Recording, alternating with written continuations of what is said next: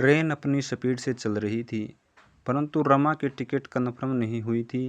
परंतु उसका जाना बहुत ही ज़रूरी था, इसलिए रमा ने अपने तीनों बच्चों के साथ बिना टिकट कन्फर्म के ही ट्रेन में चढ़ गए।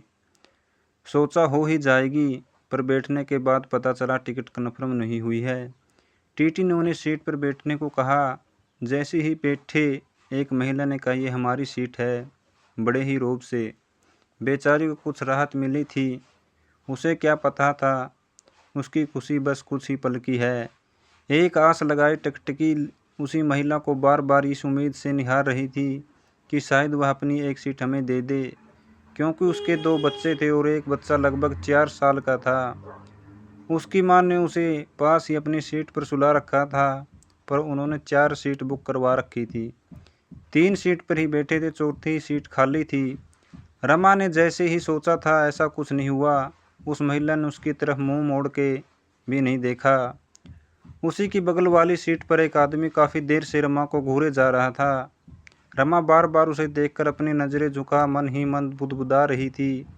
कैसा आदमी है, कब से घूरे जा रहा है, शर्म नहीं आती। ऐसे लोग बुरे ही होते हैं। क्योंकि वह आदमी देखने में ऐसा लग रहा था शायद कई दिन से नहाया नहीं है। इसके कपड़े भी बहुत ही मैले कुचैले।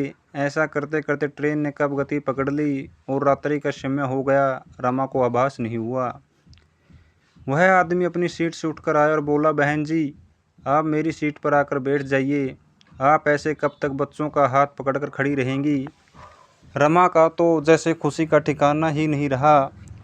वह धन्यवाद करती हुई शर्मा के मारे गर्दन नीचे किए हुए और अपने तीनों बच्चों को लेकर सीट पर बैठ गई और खुद भी बैठ गई। आदमी ट्रेन के दरवाजे पर जाकर खड़ा हो गया। रमा लगातार उसी आदमी को देखे जा रही थी।